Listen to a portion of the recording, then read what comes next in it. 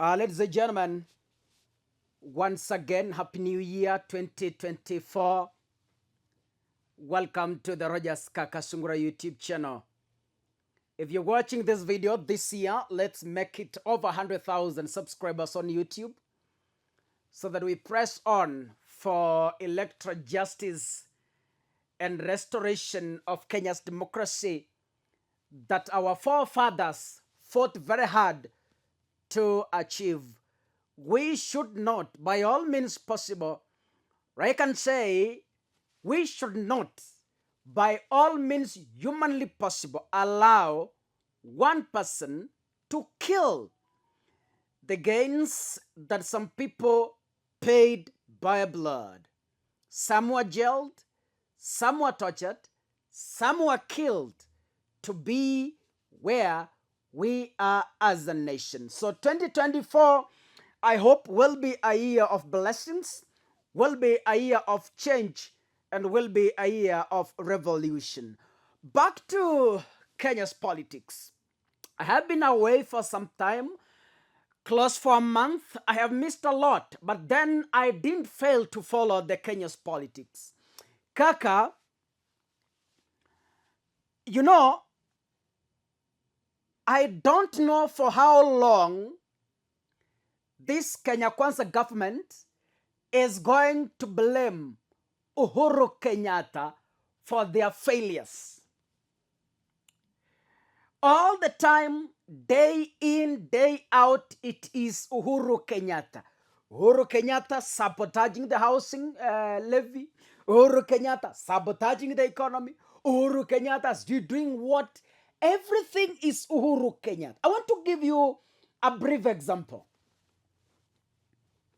Kaka, let me use myself.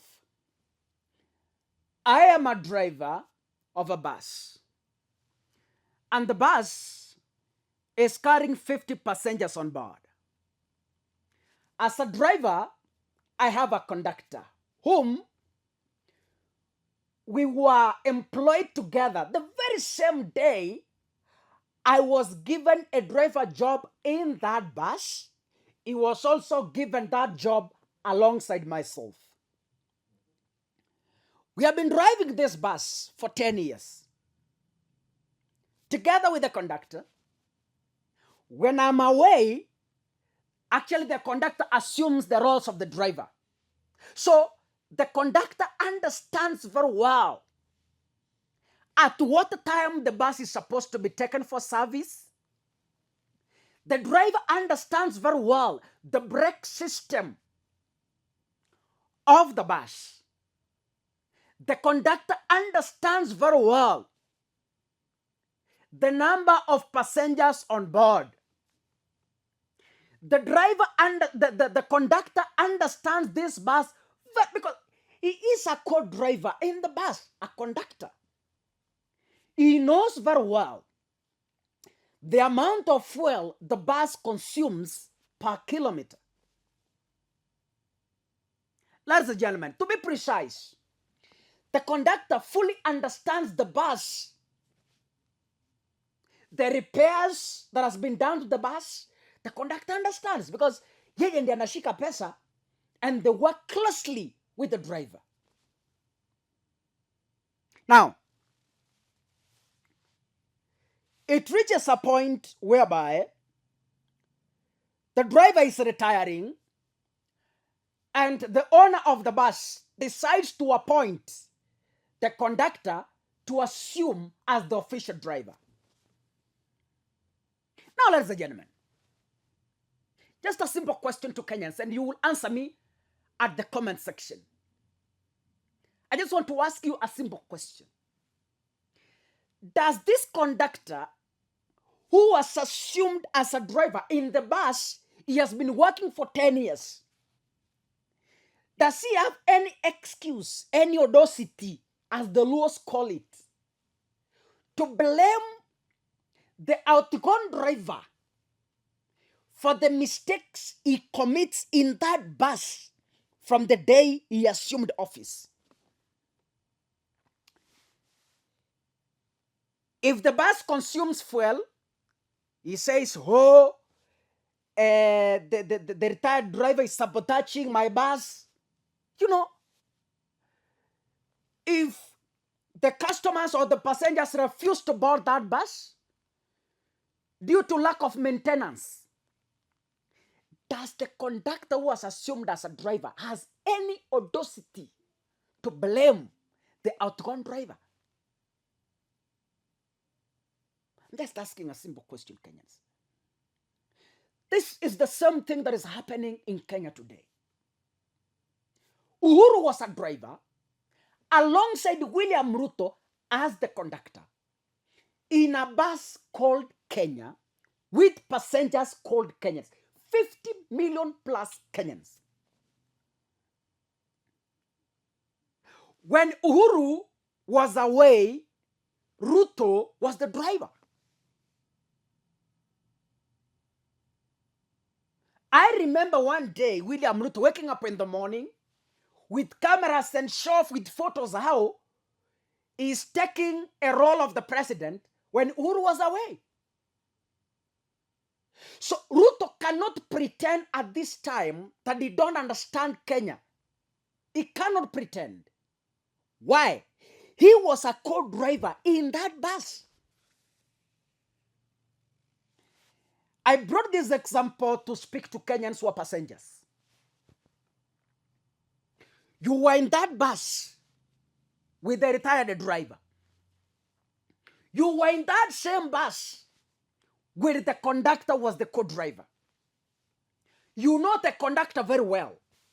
You know the language he speaks. You know he doesn't return change. You know he doesn't bet, for example, or for instance. You know his character very well. But because you recommended him as a driver when the owners were looking for a competent driver, you ignorantly recommended him as the driver. Now, this conductor, instead of fully taking charge of the bus, he is blaming the outgone driver. Ladies and gentlemen, I think, not even I think, there is a problem in this country. There is a problem. And this problem is enormous. I want to warn Kenyans, if we assume that all is well, if we assume we are the people who will suffer, ladies and gentlemen, you know, drivers are trained how to escape accidents. When you are in a bus, you worry about your safety as a passenger. That's why you have safety belts. If a driver commits a slight mistake, the people to suffer are the passengers and their families. That is why when you board a bus, some notices are written. In case of careless driving, please contact 07 dash dash dash. Another one. In case of careless driving, shout. Do not keep silent. Kenyans, the bus we are boarding is being driven carelessly. That is the New Year message to all Kenyans who are listening to me at this time. The bus we are boarding, there is no doubt, it is being carelessly driven. It is about us to speak. It is about us to raise the voices and say no to careless driving. When are we supposed to say no? It is now, because we are in the bus. Our economy is dying. They are pretending. Kenyans do not be carried as fools. Refuse, reject, and wake up. Do not be lied to. Kenya is going. Whether you like it or not, ladies and gentlemen, Kenya has sunk. And if we cannot make the noise now, Where we headed to, we are staring at an accident. Not an accident, a grisly road accident. Ladies and gentlemen, thank you. God bless you. Happy New Year 2024. Kuna watu wamekuwa wakiniulizia, kaka, nitapata wapi shamba mzuri, shamba ambayo ninaweza nikafanya farming ya miwa, niende nijenge nyumba vizuri, nifanye farming ya mahindi. Kuna mali safi hapa. Check hiyo shamba. 10 acres. Shamba kubwa, shamba unaweza lima vizuri, iko na barabara. Check hiyo barabara. Hiyo shamba iko mara mbili. Kuna moja chini ya barabara, ingine juu ya barabara. Hiyo shamba, hiyo ni miwa imepandwa hapo. Miwa peke yake. Hiyo shamba iko karibu na Mumias Sugar Factory. So kuna wale watu ambao wanapenda kufanya biashara za miwa. Hapa ndio mahali pazuri unaweza ukapanda miwa ili utengeneze pesa msimu huu wa serikali ambayo imetupatia jua kali katika kutafuta pesa. Hii shamba iko mahali panaitwa Koyonzo, Buhutu sublocation, na iko karibu na Ejinja Market ndani ya Kakamega County. Na hii shamba iko na barabara ambayo bado imewekwa moram, barabara ambayo haina matope. So ukitaka kusafirisha miwa, ukitaka kusafirisha mahindi, ukitaka kusafirisha chochote ambacho unaweza ukapanda mahali hapa, itakuwa sawa kabisa. Na iko 7 kilometers kutoka Mumias Sugar Factory. Kwa hivyo si mbali sana. Unaweza ukatembea. Kama umepanda miwa, ni karibu pia na factory. Kwa hivyo hauhitaji tena kutafuta gari ya kukupelekea miwa yako mbali sana. Mali safi. Title iko ready na kila kitu kipo tayari. Na hii shamba iko unique kwa sababu hapo ndani kuna mto, yani river. Maji iko 24 hours. Maji iko 24/7. Kwa hivyo haufai kwenda kutafuta maji bali popote tu. Kama umefuga ng'ombe, ukichukua hii shamba kwa mfano unataka kufuga ng'ombe, unataka kufuga mifugo, basi hauendi kutafuta maji kwingine. Maji iko hapo ndani. Ukiangalia kwenda pale juu, angalia vile miti imepandwa vizuri. Check hiyo shamba, mali safi. Nasema mali safi Chito. Na hii ni mali safi yenyewe. Hii shamba iko na title deed, iko ready, na kazi yako ukinunua ni kutransfer. Ni 1 million per acre. Kwa hivyo kama unataka kununua yote ni 10 million Kenyan shillings, na pia unaweza kufanya negotiation ili at least ufanyiwe discount kidogo ili teremke chini. Na hii shamba tunavyozungumza sasa hivi iko katika market na watu wengi wanahitaji. Kwa hivyo kama wewe ni mkulima, hapa ndipo mahali unafaa kukimbia ujinyakulie hii shamba.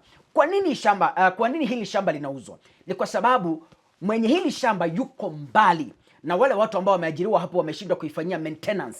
Yaani hiyo miwa imepandwa hapo, imagine wameshindwa kuifanyia maintenance. Kwa hivyo leo ukinunua hii shamba unaenda na hii miwa. Kama wewe ni mtu ambaye unapenda kufanya maintenance, bas utafanya maintenance kwa hii shamba na uchukue miwa. So sababu kubwa watu wanaweza nikaduliza, kaka, kwa nini mnauza hiyo shamba? Kwa nini mwenyewe anauza hiyo shamba?